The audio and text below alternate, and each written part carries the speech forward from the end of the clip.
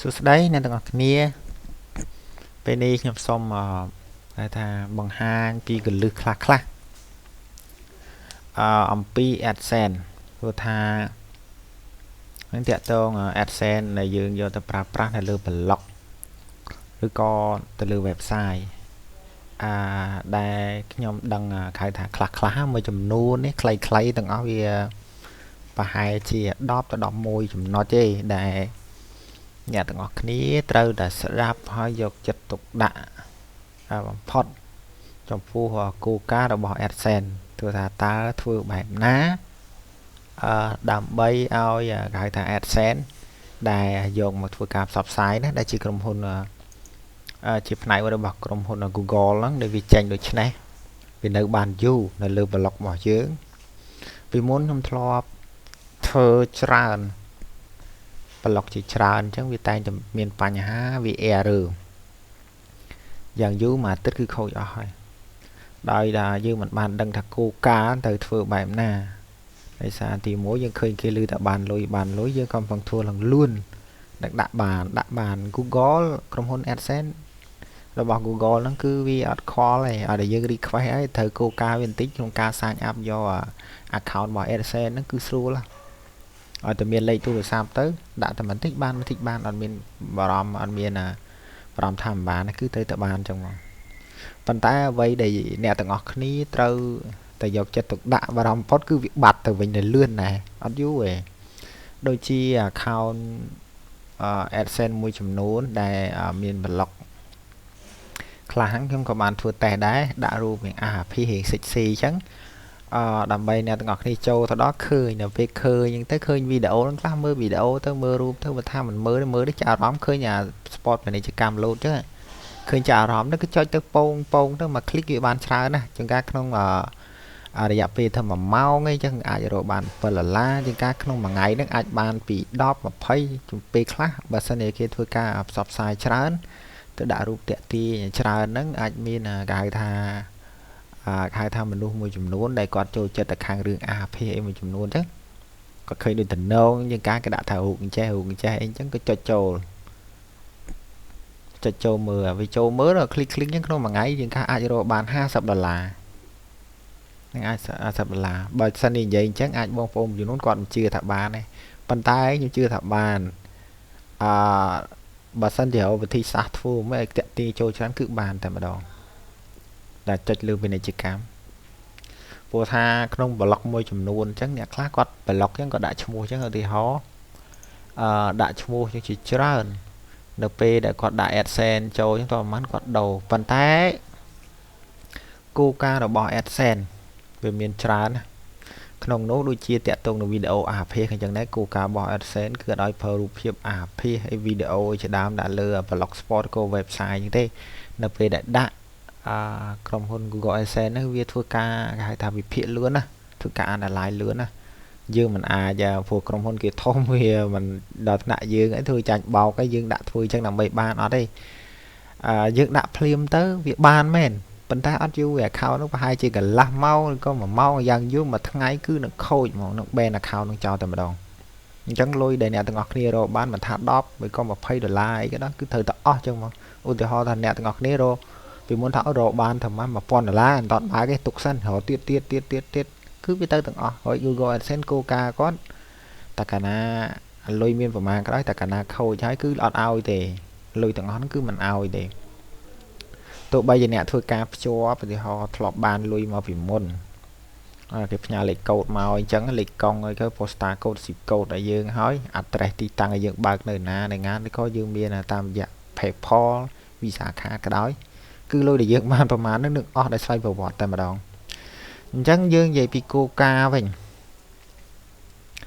គោលការណ៍របស់ AdSense គឺទី1អ្នកទាំងអស់គ្នាមិនត្រូវប្រើប្រាស់ន័យថារូបភាពនៅលើ blog ហ្នឹងនៅលើ blog ឬក៏ website ហ្នឹងវារូបភាពអាភាសឬក៏ប្រើប្រាស់នៅពាក្យសម្ដីក្នុងការមើលងាយមើលថោកដល់ជនណាមួយឬក៏ពូជសាសន៍ណាមួយឡើយអញ្ចឹងត្រូវចំណាំថាទី1បើសិនជាអ្នកទាំងអស់គ្នាប្រើប្រាស់នៅរូបភាពឬក៏វីដេអូអាភាសឬក៏ការប្រើប្រាស់នៅពាក្យមើលងាយដល់ជនជាតិណាមួយផ្នែកណាមួយអញ្ចឹងគោលការណ៍របស់ AdSense ហ្នឹងក៏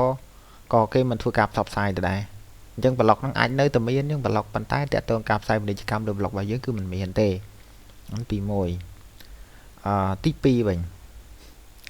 tí pí mình trâu chầm lon bot thì họ là bot chứ tụi bây chỉ bot đặc nhưng mà xe tới vì miền là cái thành là cái nặng khóc là trời khạc cái đấy thường mấy cái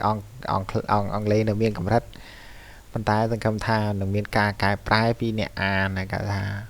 mua chùm luôn để quạt châu án quạt prap chẳng ngờ ro bot thằng ngõ nè thằng ngõ này mình trâu copy vì blog đợt tây đi cô website đợt tây đi vừa tha cầm hôn Google cái đăng này vô chrome hôn Google này cứ chỉ chrome hôn đại search cái là Google Engine hàng search giống phải search được thông bằng phát lưu về phục lục chẳng rồi cả vài pía này vài pía đi có keyword để search ở tí họ cái phở pía là how to delete chứ chẳng how to delete trong video một trao nó all mailbox anh chẳng tới để cho cái vài tới dương pía nó vô mà bị trong mà clear tầng oracle mà cả thà khán á mà chọn đó tầng nó cho bị tầng pong trên mà tầng cứ chrome hôn Google cái đăng thà pía nó vô mà pi ở pi website rồi có blog nào mồi hỏi ai đăng pi vật thà trên mà bên này nó cứ chrome hôn Google cái thứ đăng cứ đăng chẳng nè tầng ngọc ní tới được bằng ca rồi để thứ mày và sau này nè tầng ngọc đi trong gió có vô mình tí chỉ thì họ tập bị bay pía đang kèo và nó vô màu về trên về châu cai thứ mấy của mọi đội kì tất cả là đối cứ chrome hôn Google đặt này mà đòn nó tí pì tẹt tông nó chùm nói tí bay tẹt tông nó chùm nói tí bay cứ nè tầng ngọc ní mình trâu là pra account bọc luôn anh đó mình trâu pra account luôn ấy để dưỡng của phung ta đại nè tầng ngọc ní mời chắc đi sẽ là account được không blog sport và nè tầng ngọc ní website phung anh đi thức nên nó cho chọi lừa nó chrome hôn Google đăng thiệt thà chọi được luôn ảnh chọi đăng được luôn ai chẳng mạch chọi đăng np được Google đăng cứ đăng tam về IP chẳng nghi xưa là nè tầng ngọc ní ai thôi ca xây này IP thà IP nó sắp đá lưới chrome hôn internet để dương pra tại mà đòn lấy ưu tí hò nè tầng ngọc ní xây tam tu sát với chạy nãy vài thà IP in tốt info.com sẽ làm chọn đăng thà IP internet để dương pra nó nơi bật tên nè người ta hỏi là dương vô mà cái là nắng người ta hỏi là IP này chrome hôn này opennet nơi bật tên yuan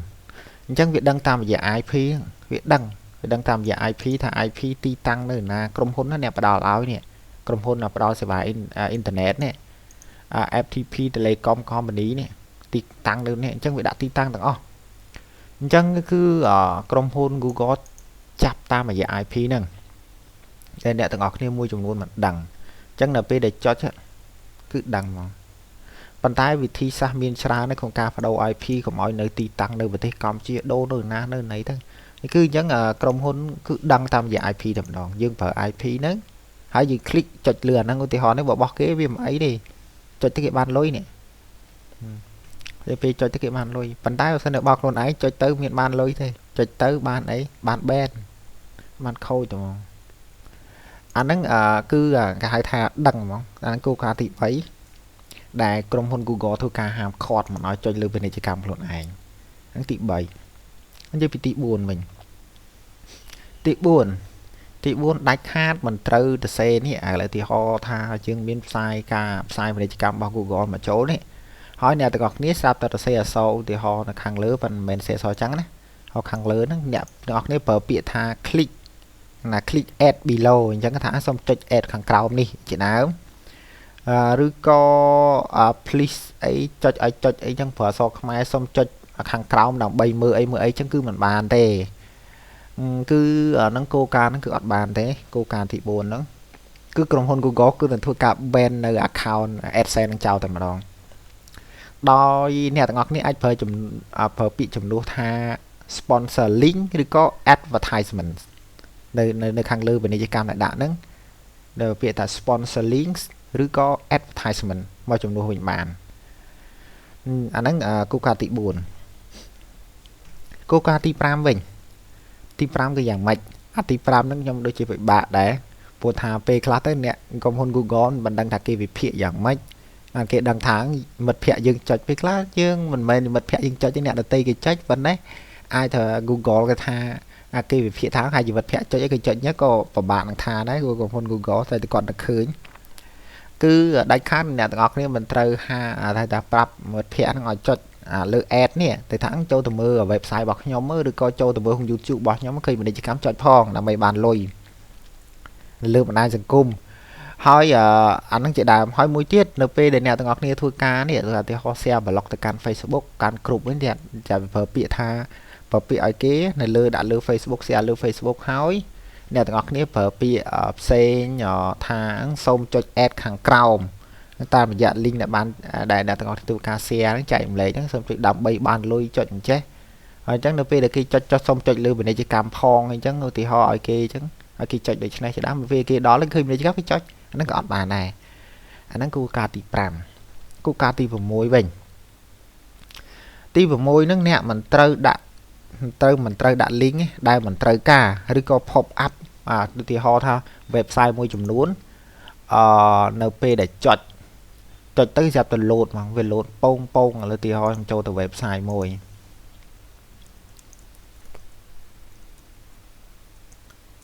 ចូលទៅ website មួយ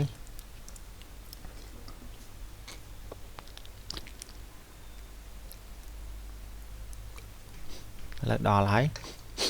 តាក់ទងនឹង pop up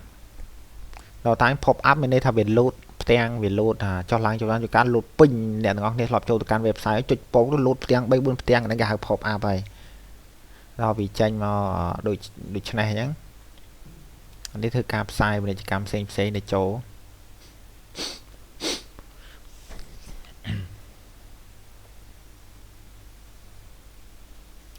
វាដើរយូរដោយសារតែពាណិជ្ជកម្មអីច្រើនអញ្ចឹងគឺវាយូរដូច្នេះវាចុចឃើញទេឧទាហរណ៍នេះខ្ញុំទីឧទាហរណ៍មើលគឺវាចុចទៅវា load ចេញដូច្នេះអាហ្នឹងគេហៅ pop up ហើយអាហ្នឹងមានន័យថា pop up ពាណិជ្ជកម្មផ្សេងនៅពេលដែលអ្នកទាំងអស់គ្នាចុចថាយើងចុចទៅគេចូលមកកាន់របស់យើងដែលយើងមាន account AdSense ណាវាចេញដូច្នេះ pop up អញ្ចឹងគឺគោលការណ៍របស់ក្រុមហ៊ុន Google AdSense ហ្នឹងគឺមិនឲ្យដាក់នៅលើគេហទំព័ររបស់យើងទេតាក់ទងនឹងការផ្សព្វផ្សាយផ្សេងនេះគឺมันបានតែម្ដងក្នុងគោលការណ៍ទី5ហើយអ្នកគោលការណ៍ទី5ក៏មិនទាន់អស់ដែរហើយចំណុចមួយទៀតគឺនៅលើ blog ឬក៏ website របស់អ្នកហ្នឹងត្រូវធ្វើយ៉ាងម៉េចឲ្យ clear មានន័យថាយើងមើលទៅស្អាតយើងមើលទៅសាមញ្ញមិនរញ៉េហើយក៏មិនរញ៉ៃដែរយើងមើលទៅលក្ខណៈសាមញ្ញតែម្ដងសាមញ្ញនេះយ៉ាងម៉េច clear យ៉ាងម៉េច clear និយាយថាបើមើលរបានបើថាត្រូវមកជួហ្មងពាណិជ្ជកម្មត្រូវមកជួតែម្ដងមិនឲ្យដាក់ច្រឡំទេហ្នឹងតើតើគោលការណ៍ទី5ឡើងស្អាតចឹងមើលទៅមិនញ៉េញ៉ៃគឺថាអ្នកដល់ពេលអ្នកខ្លះគាត់ចូលទៅកាន់ website ទីហោអ្នកទាំងអស់គ្នាចូលទៅកាន់ website របស់ម្នាក់ណាមួយចឹងនេះស្រាប់តែមើលទៅវាមិនដឹងថាអាណាកតុយអាណាអបោអាណា blog អាណាទីតាំងដាក់ឈ្មោះអីក៏អត់មានទេអញ្ចឹងវាចេញមករញ៉េរញ៉ៃតែម្ដងវាលូតទៅនេះផងលូតទៅនោះចឹង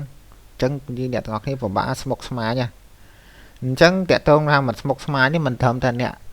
ហៅថា visitor អ្នកចូលទស្សនាស្មុគស្មាញនេះក្រុមហ៊ុន Google ហ្នឹងគឺតែងតែសម្លឹងមើលគុណភាពនៅលើគេហទំព័រឬ blog តែម្ដងគឺធ្វើការវិភាគ analyze គេមានកម្មវិធី analyze វិភាគដោយស្វ័យប្រវត្តិតែម្ដងថាតើ blog ហ្នឹងល្អអត់តើ website ហ្នឹងល្អអត់ធ្វើតាមគោលការណ៍របស់ខ្លួនដែរអត់បើថាมันល្អគឺនឹង ban ចោលណាមួយគឺថាมันនឹង ban account AdSense នឹងចោលតែម្ដងអាហ្នឹងគោលការណ៍ទី6នេះយើងនិយាយដល់គោលការណ៍ទី7អានេះខ្ញុំនិយាយលក្ខណៈត្រួសទេបើអ្នកទាំងអស់គ្នាអាចចូលទៅកាន់គេហៅថា policy privacy គោលការណ៍របស់ AdSense បានឥឡូវយើងនិយាយពីគោលការណ៍ទី7ហ្នឹងរាល់ការបង្កើត website ឬ blog អ្នកទាំងអស់គ្នាត្រូវតែបង្កើតទីតាំង page ឬក៏ category ហ្នឹងមួយគឺប្រើពាក្យថា privacy policy ជាដាច់ខាតដើម្បីពិពណ៌នា privacy policy ហ្នឹងដើម្បីពិពណ៌នាពី blog របស់អ្នកទាំងអស់គ្នាថាប្រើអ្វីខ្លះហើយរាល់ការពិពណ៌នាហ្នឹងអ្នកទាំងអស់គ្នាត្រូវភ្ជាប់ជាមួយនឹងគោលការណ៍របស់ Google AdSense នេះតែម្ដងនេះ Google AdSense មានអីខ្លះគឺគោលការណ៍របស់ Google AdSense ដូចជា double click ប្រើ cookie cookie ហ្នឹងគឺសំដៅលើទីតាំងដែលបញ្ជាក់ពីទីតាំង address ដែលយើងពុកនេះនៅម្ដុំណាដើម្បី នៅទីតាំងប្រទេសណាដើម្បីឲ្យក្រុមហ៊ុន Google ធ្វើការដឹងច្បាស់ហើយផ្ញើនៅក្រុមហ៊ុនផ្សព្វផ្សាយនេះដែលគេចង់ផ្សព្វផ្សាយមកដល់យើងដែលគេទទួលបានកម្រៃពីគេហៅថាអ្នកចំនួន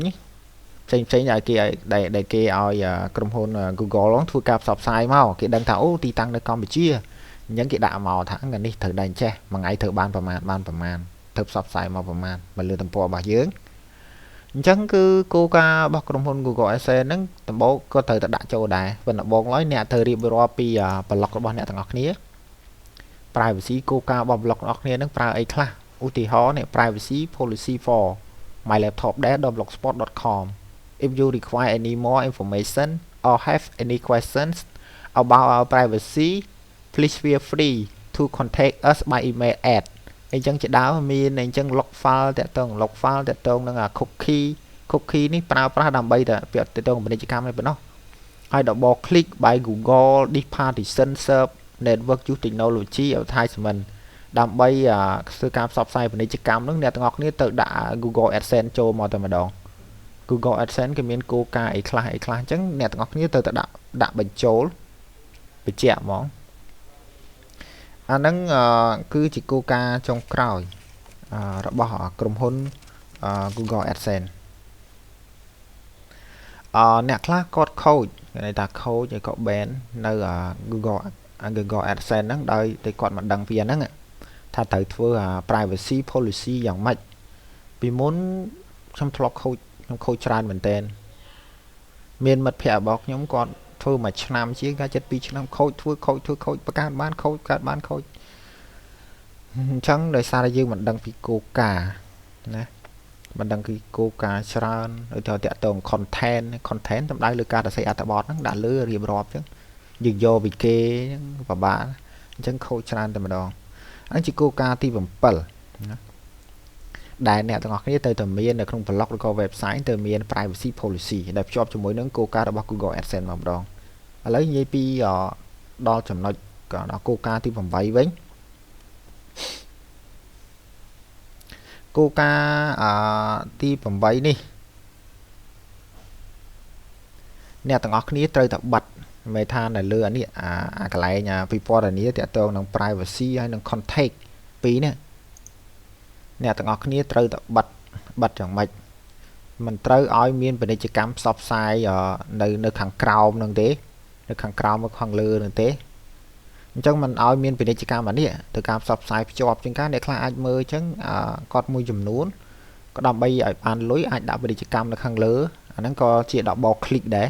មេថារលលុយបានទ្វេដងខាងលើហ្នឹងខាងលើភ្ជាប់ដាក់ជាអក្សរតូចជាតិចជាអត្ថបទដើម្បីផ្សាយនៅខាងលើហ្នឹងក៏វាមានបញ្ហាដែរវាអាចខូចអញ្ចឹងគោលការណ៍ទៅនេះខ្ញុំមិនតាន់នឹងហៅថាធ្វើការបិទទេមិនតាន់បិទទេពងរកវិធីថាត្រូវបិទយ៉ាងម៉េចដើម្បីកុំឲ្យពាណិជ្ជកម្មលួចមកកន្លែងហ្នឹងតាក់ទងហ្នឹងលើ about us ហើយនឹង contact us ជាដើម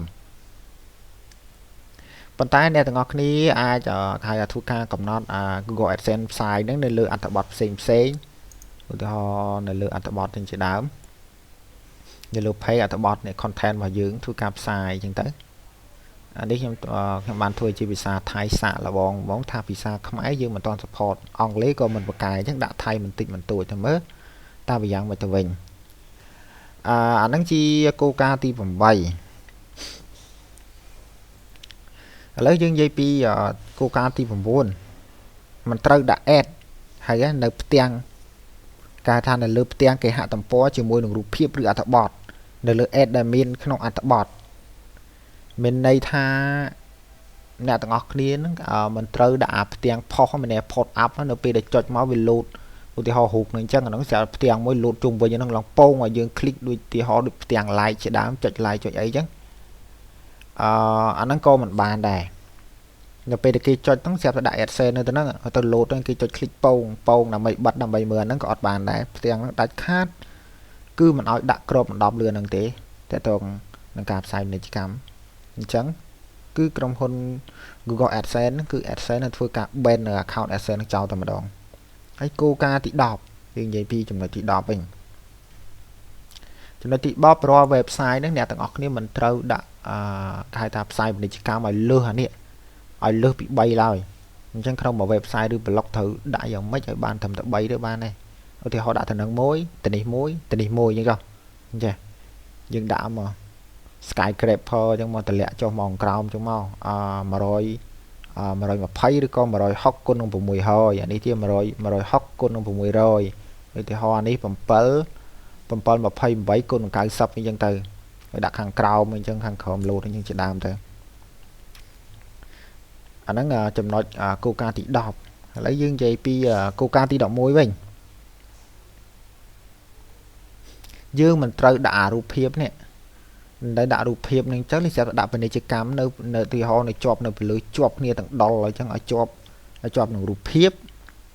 នៅជាប់គ្នាព្រោះអាចច្រឡំឥឡូវឧទាហរណ៍ចុចមកវិញចុចមកមើលតែចុចយ៉ាងម៉េចឧទាហរណ៍ស្រាប់តែដាក់ពាណិជ្ជកម្មនៅជាប់ទៅហ្នឹងដាក់នៅជាប់នៅខាងលើនឹងមិនតិចrồiទៅ how to delete នេះ email delete all message on Gmail នេះស្រាប់តែពាណិជ្ជកម្មនៅខាងលើនេះជាប់គ្នាអ្នកខ្លះគាត់ចូលមកចំនួនគាត់ចង់ចុចមើលអាហ្នឹងប៉ុន្តែគាត់មិនដឹងថាហ្នឹងឬក៏អាលើអញ្ចឹងគាត់អាចច្រឡំខាយច្រឡំ confuse អាចច្រឡំចុចអាលើនឹងពងទៅអានោះទៅលោតពាណិជ្ជកម្មមានចុចនៅណាអញ្ចឹងតាក់ទងនឹងការផ្សាយពាណិជ្ជកម្មហ្នឹងដែរអ្នកទាំងអស់គ្នាមិនត្រូវដាក់អញ្ចឹងទេគឺអាចឲ្យច្រឡំខាងក្រោមក៏ដោយអញ្ចឹងត្រូវដាក់ឃ្លាតគ្នាឆ្ងាយវែងតិចមកតែមកហ្នឹងលោចឲ្យនៅលើអញ្ចឹងកុំឲ្យច្រឡំហ្នឹងនឹង content នឹងមាតិកាហ្នឹងអសោះអានទី11ឥ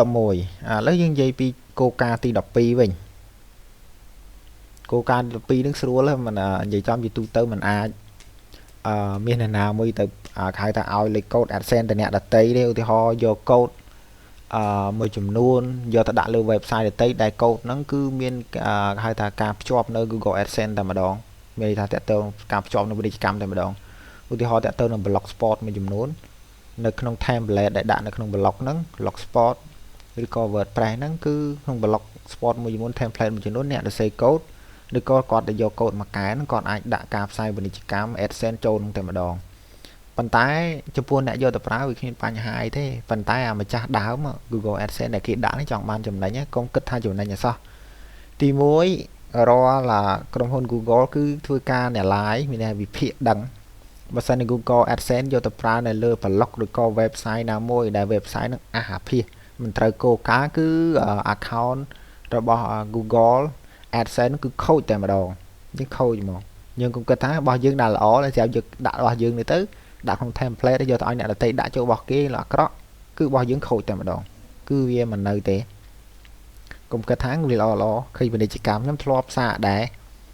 សាកហើយយើងធ្លាប់ឃើញយក template យកមកដាក់តេស្តមើលទៅស្រាប់ថាខ្ញុំឆ្ងល់ថារបស់ខ្ញុំដូចជាមិនទាន់ដាក់ទេមិនទាន់ដាក់ក៏មិនទាន់មាន AdSense ហេតុអ្វីក៏ដាក់ទៅ load AdSense ពាណិជ្ជកម្ម load ចឹងខាងក្រោមជាដើម load មួយផ្ទាំង2 3ចឹងដល់ពេលខ្ញុំសម្លឹងមើលកូដ ID คลิกអញ្ចឹងទៅខ្ញុំមើលលេខ ID លេខកូដអូមិនមែនទេបោះគេហើយគេមានឈ្មោះទៀតឥឡូវពាណិជ្ជកម្មអ្នកទាំងអស់គ្នាអាចប៉ះអញ្ចឹងអាចដឹងថាលេខកូដ ID វា load ខាងណាវា load តាមរយៈ tag ខាងក្រោមខាងក្រោមឧទាហរណ៍ចាំមើលឡើងម្ដុំហ្នឹងហើយកន្លែងណាមានលេខជាប់គ្នាអត់មានអក្សរទេមានតែលេខឧទាហរណ៍ចាំមើលខ្ញុំបង្ហាញទៅហ្នឹងវាមាន load លេខនៅកន្លែងនេះវា load លេខជាច្រើនជាប់គ្នាប្រហែលជា16ខ្ទង់ចាំមើលអញ្ចឹងអ្នកទាំងអស់គ្នាអាចមើលដឹងដូចនេះអីនេះអាចមើលដឹងថាលេខនៅតាណាចុចទៅយ៉ាងណាគឺមើលដឹងព្រោះលេខជាប់មិនមែនជាអក្សរទេអាហ្នឹងនិយាយពីគោលការណ៍ទី12ឥឡូវយើងនិយាយពីគោលការណ៍មួយទៀតគោលការណ៍13តែម្ដងគោលការណ៍13ហ្នឹងគឺអ្នកទាំងអស់គ្នាមិនត្រូវ add គេហៅថា add ពាណិជ្ជកម្មឧទាហរណ៍ថាបើសិនជាតារាងនេះតាក់ទងនឹង menu នេះអ្នកទាំងអស់គ្នាធ្វើអញ្ចឹងមិនអីទេក៏លោកដាក់មកខាងលើចេះចូលខាងលើចាប់ drop down តម្លាក់ចុះឡើងនៅពេលដែលគេចុចចូលទៅលាក់ចូលចុចមកបន្តិចឥឡូវឧទាហរណ៍ចូលទៅកាន់ block ចេះមួយ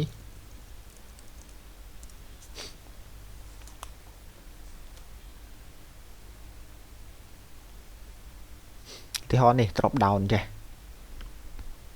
តែមិនទៅដាក់ពីក្រោមទេទីហោនេះ drop down តែទៅ drop down menu គឺវាធ្លាក់អញ្ចឹង លើឲ្យវាដើររួចសិនហើយតបដោនគឺវាធ្លាក់អញ្ចឹងគេហៅ drop down menu តម្លាក់ចុះអញ្ចឹងនេះស្រាប់តែដាក់ Google AdSense ផ្សាយនៅខាងក្រោមហ្នឹងនៅខាងក្រោមហ្នឹងក៏អត់បានដែរគឺនិយាយចំទៅវាខុសពីគោលការណ៍របស់ AdSense វារំលោភនិយាយចំបំពេញហ្មងវាបំពេញលើគោលការណ៍របស់ AdSense គឺក្រុមហ៊ុន Google AdSense នឹង ban account ចោលតែម្ដងមិនឲ្យរកលុយបានទេអាហ្នឹងគោលការណ៍ទី13យើងនិយាយពីគោលការណ៍មួយទៀតគឺគោលការណ៍ទី14គោលការណ៍ហ្នឹងគឺអ្នកទាំងអស់គ្នាមិនត្រូវដាក់ ad ណា ADS ad ពាណិជ្ជកម្មហ្នឹងនៅលើទំព័រឬក៏ page ដែល error ឧទាហរណ៍ចុចចំណុចណាមួយឧទាហរណ៍ថាចុចទៅវាគ្មានឧទាហរណ៍ចុចចឹងចុចឲ្យទៅនេះស្រាប់តែវាអត់មានទេវាចេញកន្លែងនេះគេអាចធ្វើដាក់ថា error page ចឹងកាគេប្រើពាក្យថា error 404អីជាដើមហ្នឹងអត់មានទេនេះស្រាប់តែចុចមកកន្លែង error មានន័យថាគេចុចទៅវាគ្មាននេះស្រាប់តែលួចពាណិជ្ជកម្មនេះឧទាហរណ៍ណាតើពាណិជ្ជកម្មលួចមកដែរតែ error សោះអត់មានសោះតែពាណិជ្ជកម្មលួចមកដែរតាក់តងហ្នឹងលើកគ្មានហ្នឹងគឺមិនបានដែរក៏អត់បានដែរអញ្ចឹងយើងត្រូវទៅបិទទៀតយើងត្រូវទៅសរសេរកូដទៀតហើយតាក់តងនឹងហៅថា error ហ្នឹងវានៅលើអត្ថបទដែលថាតាក់តងនឹងការគ្មានអត្ថបទ content នៅលើ pop up page error page ហើយ content form ឬ register page ជាដើមឧទាហរណ៍រាល់ការតំណាក់តំណងឧទាហរណ៍តាក់ទងដូច info យើងខាងក្រោមអញ្ចឹងតំណាក់តំណងគេចុចមកគេចង់ដឹងមកយើងព័ត៌មាន privacy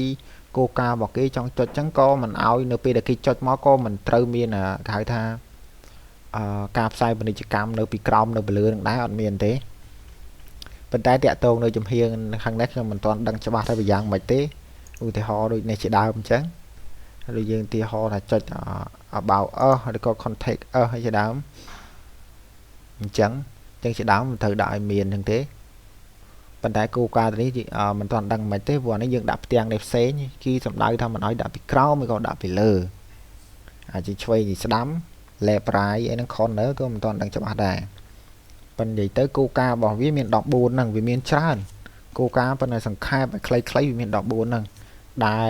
អ្នកទាំងអស់គ្នាមុននឹងធ្វើ website ឬក៏ blog ត្រូវតែដឹងហើយចំណុចមួយទៀតដែលខ្ញុំមិនទាន់និយាយប្រាប់គឺថារាល់អ្នកទាំងអស់គ្នានៅពេលដែលបង្កើតហើយថាបង្កើត website ឬក៏ blog ត្រូវចាក់ដាច់ខាតត្រូវតែមាន sitemap នេះមក sitemap មានន័យថាអ្នកដទៃអាចចុចទៅទីតាំងណាមួយថាឧទាហរណ៍ថា content ឬក៏មាតិកាដែលយើងបង្ហោះនៅថ្ងៃណាគឺវាចេញតាមលំដាប់លំដោយឧទាហរណ៍ how to បន្តមកទៀតមកនៅខាងក្រោមឈ្មោះអីឧទាហរណ៍ how to make money online អីជាដើមឈ្មោះអីចឹងខ្មែរវីដេអូអីចុចជាដើមដែលមានហ្នឹងតាមលំដាប់ថាយើងបង្ហោះថ្ងៃនេះចឹងណាដល់ថានេះឧទាហរណ៍គោលកម្មនេះចឹងតែគេចុច sitemap ហ្នឹងគេដឹងហ្មងបង្កើត sitemap ហ្នឹងទៅចុចមកគេដឹងនេះឧទាហរណ៍ឈ្មោះsitemap តាក់ទងនឹងកាតារីទៀតកាតារីយើងកាត់ label ឲ្យទៀតវាស្មើនឹង label ឈ្មោះអញ្ចឹងវាទៀតតាម label ទៀត blog មានអីខ្លះ Cambodia មានអីខ្លះហើយតាក់ទងនឹង movie មានប្រមាណវីដេអូនឹងមានប្រមាណអញ្ចឹងគេមានគោលការណ៍នៅក្នុងនោះទាំងអស់អញ្ចឹងយើងអ្នកទាំងអស់គ្នាក៏ត្រូវតែបង្កើតនៅ sitemap មួយដែរនៅមានចំណុចជាច្រើនដែលអ្នកទាំងអស់គ្នាមិនដឹងសូម្បីតែខ្ញុំក៏មិនទាន់ដឹងច្បាស់ដែរប៉ុន្តែនេះគ្រាន់តែជាគេហៅថាគេហៅចំណេះដឹងខ្លីៗដែលខ្ញុំទើបនឹងដឹងហើយទើបនឹងយល់អំពីគោលការណ៍របស់វាព្រោះថាយើងឮហៅមិត្តភ័ក្ដិយើងមួយចំនួនអ្នករចំនួនថារលុយតាម Google AdSense ស្រួលបំផុតតាម YouTube អញ្ចឹងដែរក៏ស្រួលប៉ុន្តែ YouTube វាស្រួលជាង blog spot ឬក៏ website ប៉ុន្តែតាម YouTube វាយូរតិចរលុយ view វាមិនដូច website និង blog ទេវាអាចរលុយបានច្រើនប៉ុន្តែច្រើនហ្នឹងគឺយើងឮគេនិយាយថាច្រើនហ្នឹងគឺវាងាយស្រួលបំផុតប៉ុន្តែអ្វីដែលយើងត្រូវដែលគិតនោះគឺវាពិបាកនឹងថែមានន័យថាយើងរវាលឿនណាពងប៉ុន្តែនៅពេលដែលយើងបានវិញយើងថាយើងថែរក្សាវាយ៉ាងម៉េចតើថែរក្សាវាដោយរបៀបណាទើបយើងអាចថែវាគង់ព្រោះ AdSense នឹងលឿនណាពេលខ្លះប្រៀបដូចពេលខ្លះហ្នឹងអាចនិយាយថាមានសង្សារស្អាតមួយពិបាកថែមែនតើខ្លាចគេចេះខ្លាចគេចោះអញ្ចឹងយើងព្យាយាមថែបន្ទូគេរត់បាត់ Dân Google AdSense cứ bạ bọt nghi sưu rồi nghi sưu bằng cát nghi sưu thua tái vì mình nghi sưu không cá đã xả lòi vậy đôi bỏ là dương sờ lạnh kháng hỏi viên là clear từ ngày nào môi rồi con vị để tì nào môi để cho mà con nó clear vì dương cứ prap dương kì chun cá mà plate dương gọi là đạn ngay nữa là nghĩ đáng khỏi bạch để xa đây ta đại xa đấy nhà tầng ngọc khí mình toàn đăng bị cô ca đã bỏ về hai miền nè đăng môi chùm nuốn con phải thật đăng còn ảnh trên chạy ban bàn tay con đặt prap bị cô ca đây nhóm thọp khối tràn đong bằng dây pi Google AdSense ấy về class nhưng mà rồi lùi ban đọc là và pay là sam sắp là sai sắp nó pe đã ở từ vĩnh trong mặt đài vậy tìm mũi nhom trời dọc bọt bị sau để khôi nữa việc khôi ấy class mùa hai đấy ban việc khôi chẳng bật tí ho tha bật nhân bật sân chi vlog qua nhóm thưa nữa việc khôi tiết các nhóm ở đài để tư nhóm từ để dọc bọt bị sau đã việc khôi nữa tham mưu hai đó mà việc khôi việc prap với tha anh ấy việc khôi này mau bị sai chẳng việc nhà sai dữ nè kho bị cô cá vô việc ai pa po đo advert bỏ về chẳng cô cá lẹ khăn bỏ kim mềm mán dương thời thua bàn thế cả ai dương thua bàn thế admin ấy thế banh hai thế bàn tay bàn nè tầng ngọc đi thua mình bán cứ viên bằng khôi mà can mà nói khôi từ một người mà rồi Google AdSense hoặc nhóm cá còn phở lấy tôi sắm là khôi là đã lên cá đó lấy bộ tha Google AdSense điประกาศอดกราว30เตะข่าวก่อนประกาศยอมมาធ្វើเตะធ្វើโค้ดប៉ុន្តែ AdSense មួយចំនួននៅពេលដែលខូចទៅខ្ញុំមិនដឹងថាមិនដែរនៅសុកតែខ្លះឲ្យមកវិញប៉ុន្តែឲ្យវិញយកមកប្រើមិនទាន់បានទីខូចទៅទៀតដឹងថាមិនហើយជាគាត់នឹកឃើញថាយើងបង្កើតច្រើនពេកហើយជាគាត់ខ្ជិលដឹងអានេះគាត់ជាគោលការណ៍ត្រួសចំនួន14ចំណុចដែលអ្នកទាំងអស់គ្នាដែលអ្នកទាំងអស់គ្នាត្រូវចងចាំហើយអាចធ្វើបានឥឡូវខ្ញុំលឹកត្រួសមកវិញទី1មិនត្រូវប្រើប្រាស់រូបភាពអាហភិឬក៏វីដេអូអាហភិនឹងប្រើពាក្យមកហៅថាមើងងាយដល់ពូជសាសតតីឬក៏ដំនោះតីដែរហ្នឹងគឺដឹងទី1ទី2មិនត្រូវចម្លងអត្ថបទពីប្លុកឬគេហទំព័រដតីមកដាក់លើរបស់យើងទី3មិនត្រូវចុចលើ ad របស់ខ្លួនឯងទី4មិនត្រូវទៅសេពាក្យបញ្ជីឬក៏ស្នើសុំឲ្យអ្នកចុចហ្នឹងចុចលើ adទី5មិនត្រូវប្រាប់មិត្តភ័ក្តិអាចចុចលើពាណិជ្ជកម្មនឹងដូចគ្នាទោះបីជាតាមវិទ្យុបាយណាក៏ដោយឧទាហរណ៍តាមរយៈ Facebook ទី6មិនត្រូវដាក់ link ដែលមានដែល pop up នៅជាមួយនឹងទេចុចទៅលូតផ្ទាំងពងក៏មិនអាចដែរកុំឲ្យដាក់ដែរទី7មិនតាម2អ្នកត្រូវមាន privacy នេះត្រូវមាន privacy side map privacy នេះទៅតាក់ទងនឹងគោលការណ៍ត្រូវតែភ្ជាប់ជាមួយនឹងគោលការណ៍របស់ AdSense មកផង about a contact side map ជាដើមត្រូវតែមាននឹងទី7ទី8គេហៅថាលាក់ ad មេថាតាក់ទងនឹងជាងចុចលើចំណុចនេះរាល់ការផ្សាយពាណិជ្ជកម្មចូលដល់ឲ្យទីតាំងអាឡៃ privacy ហ្នឹង privacy contact about all ហ្នឹងត្រូវតែលាក់បិទអស់អត់ឲ្យមានទេទី9មិនត្រូវដាក់ ad nóiថាពាណិជ្ជកម្មឲ្យលូតនៅជាប់នឹងឈ្មោះអត្ថបទនេះទេ title នេះចំណងជើងអត្ថបទឬក៏ភ្ជាប់នឹងឲ្យជាប់គ្នាអ្នកខ្លះដាក់មកជាប់នៅទៅនឹងអ្នកមិនដឹងចុចពងឧទាហរណ៍នេះជាឧទាហរណ៍ថា comment នេះឧទាហរណ៍ថានឹងជាអត្ថបទជាផ្ទាំងផ្សាយពាណិជ្ជកម្មប៉ុន្តែជាតាច់អញ្ចឹងឧទាហរណ៍អ្នកដទៃមិនដឹងចុចលើនឹងពងអាហ្នឹងក៏មិនឲ្យដែរនឹងទី9ទី10មិនត្រូវដាក់ ad ឲ្យលើសពី3អញ្ចឹងក្នុងមួយក្នុងប្លុកហ្នឹងឬក៏ website ហ្នឹងត្រូវយ៉ាងច្រើនផុតមានតែ3ពាណិជ្ជកម្មទេទី11មិនត្រូវដាក់ចិត្តគ្នាជាមួយរូបភាពគឺចង់និយាយថាមិនត្រូវដាក់ ad ហ្នឹងនៅចិត្តនឹងរូបភាពឬក៏នៅអត្ថបទឡើយទី12មិនត្រូវផ្ញើកូដ AdSense ផ្សេងហ្នឹងចូលទៅកាន់គេហៅថា blog spot template អីជាដើមអញ្ចឹងអ្នកដទៃដាក់ទៅដើម្បីផ្សាយទៅលើរបស់គេទេទី13មិនត្រូវដាក់ ad នៅក្រោម drop menu drop bar ធ្លាក់ចុះឡើងដូចនេះដែលខ្ញុំបានប្រាប់ហ្នឹងទី14មិនត្រូវដាក់ ad លើអត្ថបទឧទាហរណ៍អត្ថបទលើ page ហើយលើ page ដែលគ្មានអត្ថបទលើ content ជាដើមដែលគ្មានអត្ថបទលើ pop up page error page contact form ឬការចោះឈ្មោះអីជាដើមហ្នឹង contact ជាដើមគឺមិនត្រូវដាក់ទេអាហ្នឹងគោលការណ៍14ចំណុចដែលខ្ញុំសង្ខេបបានមកប៉ុណ្ណេះសង្ឃឹមថាអ្នកទាំងអស់គ្នានឹងយល់នៅអ្វីដែលខ្ញុំបញ្យល់បើសិនអ្នកទាំងអស់គ្នាចង់ដឹងគឺអ្នកទាំងអស់គ្នាព្យាយាមស្ដាប់ទៅគឺ គឺអ្នកទាំងអស់គ្នានឹងយល់អំពីគោលការណ៍ទាំងអស់ហ្នឹងអរគុណសម្រាប់ការទស្សនាជួបគ្នាពេលក្រោយបើសិនជាមានបញ្ហាសូមដាក់វិចារខាងក្រោមវីដេអូនេះចុះសូមអរគុណសូមជម្រាបលា